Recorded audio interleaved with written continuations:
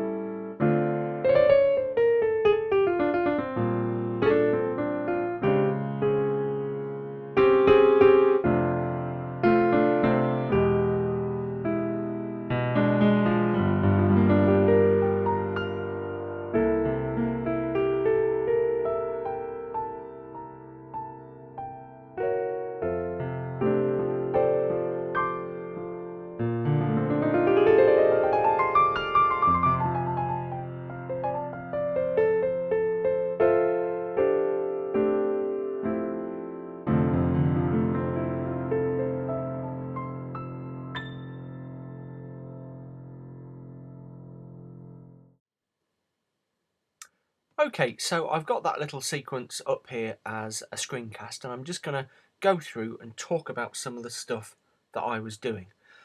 Just one thing I want to say about this is that I didn't do many takes on that, and I thought, oh, I could do loads and loads of takes and get a really good one. But I decided what I would do is just do a few takes and pick what I thought was the best one, but kind of leave some imperfections in.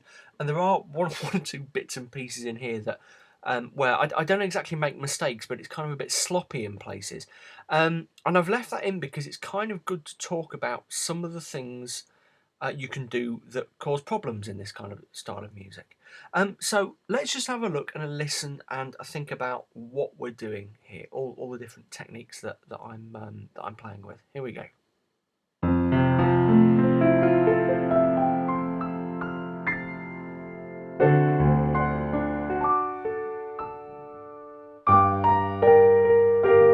Okay, so something that's really characteristic of cocktail piano is this really lush, long, drawn-out opening.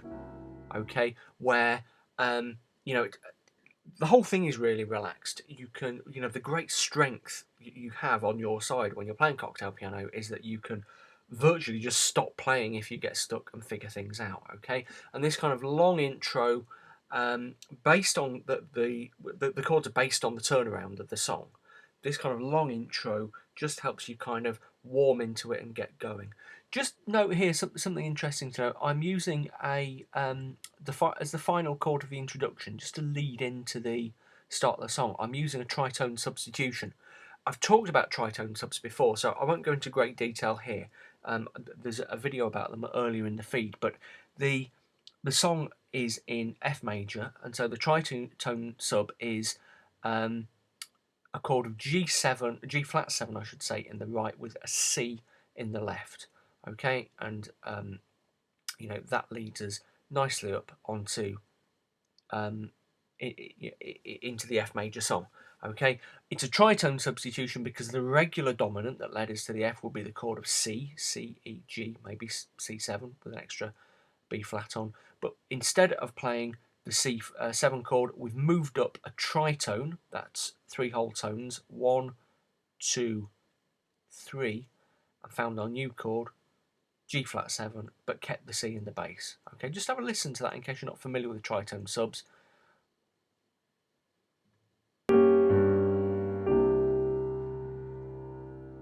And there it is. Okay, and that takes us into, just as the sexy bald head creeps in here, that takes us into the F major of the song. Something interesting there is, and again, I talked about, you know, a few bits of this being a little bit sloppy. One of the things you do have to be careful with a cocktail piano is intonation, because it can be, you're so relaxed, it can be easy to go into things without enough kind of attack. And if you listen to the way I hit this chord, it's not quite as decisive as it could be.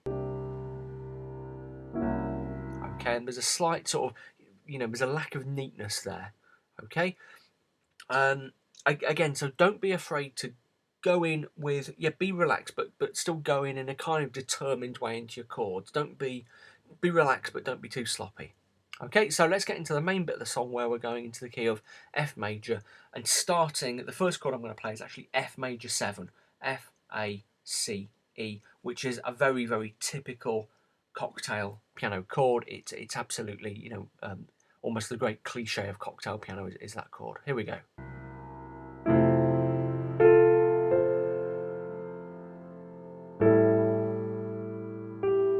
Okay, and that is the melody coming in. So Georgia starts da da. Oh dear, sorry, Georgia, Georgia. Those are the first 4 notes: A, C, A, G.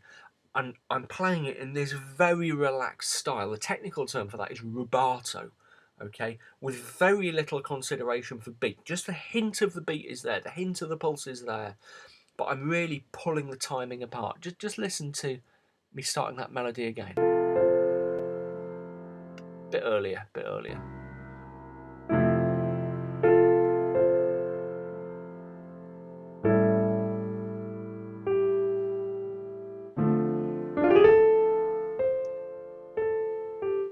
Okay. And what I did there was elaborate on the melody a little bit. It would go A, D, A, but I put that little run in and went A, C, A instead. So that's regular melody. Whoops, no, not gone back far enough. Stop. Twiddle. Back to the original melody. More twiddling. More twiddling.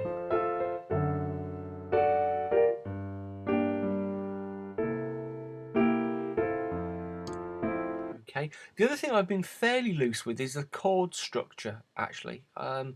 Just for example, just there, I play a D9 chord. Okay.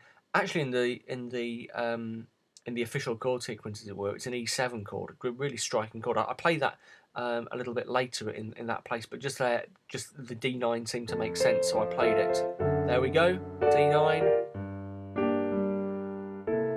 Okay, again, another thing to notice here is just that little stab I did. Again, a very classic sort of cocktail thing. You'll hit one chord and then go really relaxed into the other. So stab, ooh, yeah, that sounds kind of weird. Let me play it again to demonstrate.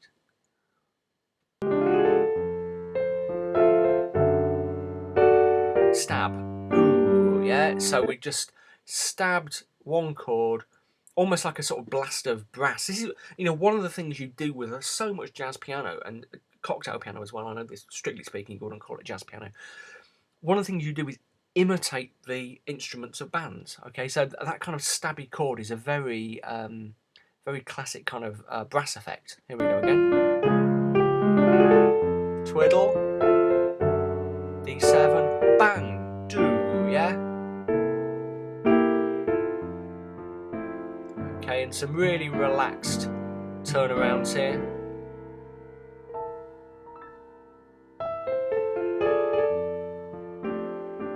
Okay, and now I'm beginning to play around with the chords a bit more. Okay, there was a big long pause after the turnaround, gave me time to think and stop. You know, this is again the great advantage. You're going so slowly. It's not like playing really rigid fast jazz piano. You can think about your chords. And the chord I've gone for at the start, instead of the F major 7 I played in the last time through that sequence, I've gone for F6 with an added 9. So look, we've got F, F, A, C, D, G for that very kind of distinctive sound. Let's hear it again. Okay. So very chilled out. And again, one of the things I'm going for is a little bit of contrast. So I'm starting out with that quite kind of bluesy little riff there, but then going into something that sounds quite cool and modern. Here we go. Bluesy riff, a bit stabby, then into that cool chord.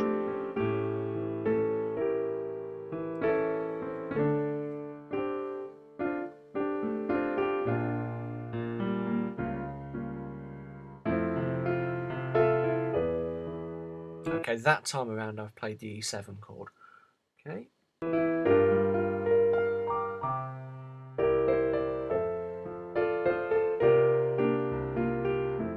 One of the things you'll notice I'm doing a lot with this kind of improvisation is moving up and down the keyboard. I'm using very contrasting kind of registers on the piano. Again, that's a very cocktail type thing. Going up here a lot for those little splashy sounds, coming down here a bit to play a bit of melody. Also, an awful lot of the improvisation is not melodic improvisation. We've had those little twiddles I did around here, but an awful lot of it is just based around chord shapes. Okay, just picking interesting chords and playing them in different inversions. So if you're, you know, if what you're wondering is the classic question, how do I know which notes to play? Well, I'm actually sticking quite closely to the chord sequence. I'm developing the chords within the you know, the sequence of the song, but a lot of the actual improvising, so-called, that I'm doing is just playing those chords in different kind of inversions. I'm splitting them, I'm playing them in different positions on the keyboard, different rhythms. Sometimes I'm playing that quite stabby way, sometimes it's more a relaxed way. Okay, again, the great sort of secret of cocktail piano and all jazz piano, all improvisation, blues, pop, whatever, is to know your chords. If you know your chords and they fall naturally under your fingers, then this is a relatively easy step on from there. Okay, let's keep going. Okay, now look what I did there. We're into the bridge, and you can see me thinking. Ooh, what do we do here? Oh, I know, I'll do this. Okay, and again, because it's such a chilled out kind of style, it doesn't matter that I temporarily can't decide what I want to do in my left hand. If someone's watching me, it might look a bit sort of confused and lazy, but it doesn't really affect the sound. Okay, you know, cocktail piano, you can almost be so chilled out that I've played it in the past in at gigs when I've played at weddings or in pubs and stuff, and literally had a drink on top of the piano and sort of just tinkled around with my left hand and had a sip of my drink with my right. It's that chilled out. Okay, so little stuff like that. Don't feel under pressure to make really quick decisions. In cocktail, you can really concentrate on the quality of the chords and the quality of the improvisation that you're doing. Okay, let's carry on. Notice again little twiddles here. I'm just in this section. What I'm doing is taking the D minor blues scale or something very similar to it. Basically, just really, it's just a D minor pentatonic with a flat fifth added. So D, F, G, A flat, A, and C, and just riffing around and improvising on that. Okay. If that's not something you're familiar with, again, reel back in my timeline, loads of videos back there about how to develop improvisation, about pentatonics and stuff like that, and blues scales. But here we go. Let's just go back and look at that run from the start.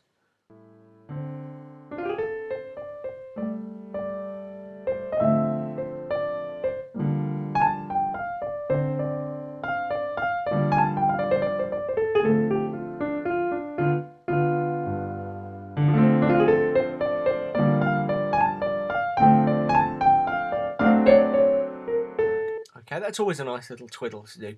If you find yourself with a blue note that you can drop in, you know, you can do a sort of kind of little trill around it on the white notes around it. Just watch that again. Okay, so all I'm doing is second finger on the D flat, third finger on the D. I'm whipping over them very quickly and back down to the C. Just watch that again. It's just quite a nice little sound. It's dead easy to do. Okay, and one more time.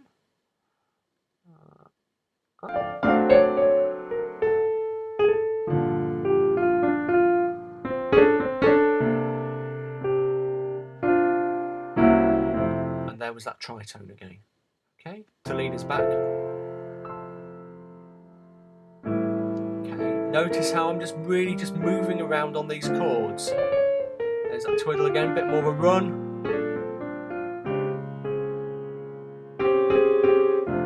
Chord, and more chord. Okay, that's quite a nice chord actually. Just look what I was doing there. I was playing the E7, which is the chord in the progression. I was pulling the wrong slider. I'm putting the sharp ninth in. Really, really common jazz chord. E7 with a sharp 9, so I've got my E in the bass, G sharp, B, D, natural. You can just see me playing it there. I was talking about forcing your fingers up into the keys a few weeks ago to finger chords effectively. That's a really good example of it. Anyway, and then the G natural, okay, which creates that lovely kind of discordance with the G sharp here and the G natural here. And that's an E7 with a sharp ninth. And the reason it's called a sharp ninth is because the ninth note of the chord is the F sharp, okay, and we're sharpening it.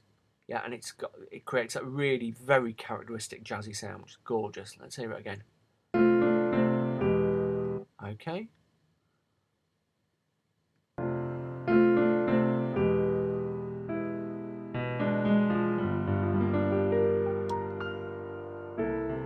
Okay, and we're getting towards the end, so we've been taking it slow already, but we're really slowing down now. And again, notice how we're making use of the whole keyboard and doing these runs up, the lovely tinkly runs towards the top of the piano that start rich and deep down here and get all sort of tinkly and lovely up here.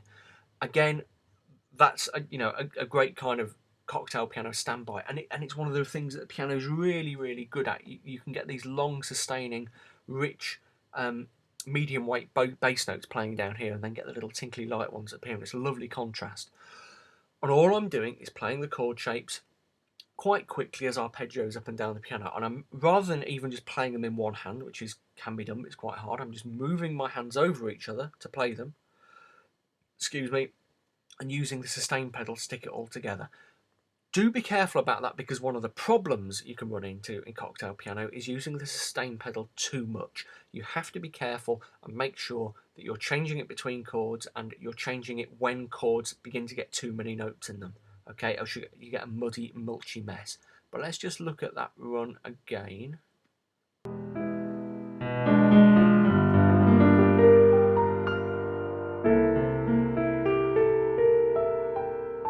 Again, just playing the notes of the chord there, which is, the chord in question is C7 with an added sixth. So you see the notes I'm playing are C, and I hit B flat, E, and A, which is the sixth.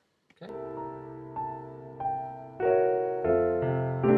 Do you see the tritone again there? Let's just have a look at that. Tritone.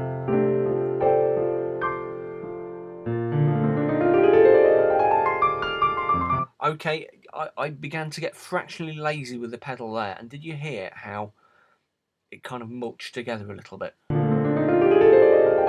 Yeah, so we're getting that quite nasty discordant ring on down there because I've got too many blue notes and standard notes next to each other. Here it goes. Yeah. Okay, so if I'd been a bit more careful there, I'd have just feathered the pedal a little bit, just brought it off maybe in the mid range and put it back up again. You know, for the top part, rather than just smearing it along the whole sort of run. Not a big deal, but just something that, you know, when I play it back annoys me a bit that I didn't quite get right.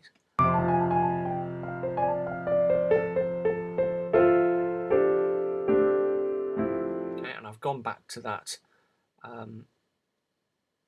F6 and with the added ninth chord there for that final bit.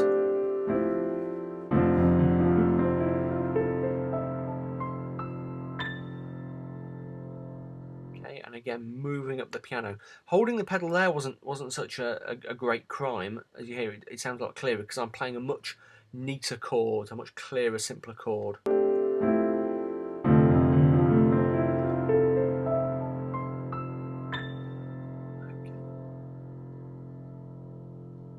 And I just hold the pedal on to let those overtones ring off there. So there we go. Quite a bit of interesting stuff in there. If you're not sure about chords or you're not sure about how you're getting started with improvisation, look back in the timeline, loads of videos back there about that kind of thing. Okay, there we go. Okay, hopefully that was useful to you. As I said at the start, I never really expected cocktail piano to be something that was really in demand, but I'm really happy to answer your questions about it. So if you do have questions, shoot them through to me. I will try to get back to you. It might take a little while because I do get a lot of emails and messages and things. Just finally, you might also be interested in my book, How to Really Play the Piano, Stuff Your Teacher Never Taught You, which you will find useful if you're unsure about things like chords and getting started with improvisation. People often ask me, and in fact I've had loads of questions saying, does it contain anything on cocktail piano? I have to be honest, no it doesn't, not specifically. There's loads of stuff in here on chords and improvisation and stuff, but I haven't put in loads of stuff on cocktails simply because I wasn't expecting it to be so popular. But it will give you a head start with the basics if you're struggling with concepts like chords and improvisation and things like that. And maybe soon, who knows, I might get round to writing a whole book about cocktail. We'll have to see. Okay, so there we go. How to really play piano. There it is. All the details I'll put in an annotation on the video. More videos coming very soon. I hope you enjoyed that one, and I look forward to seeing you again shortly. Okay, take care. Bye bye.